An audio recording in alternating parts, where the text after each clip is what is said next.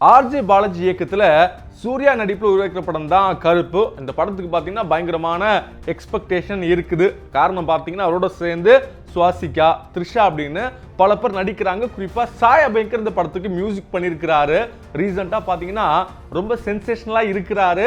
அவரு பார்த்தீங்கன்னா பல படங்களுக்கு மியூசிக் பண்ணிட்டு இருக்கிறாரு. கிட்டத்தட்ட ஒரு டச படங்கள் கையில் வச்சிருக்காரு அப்படின்னு சொல்லப்படுது.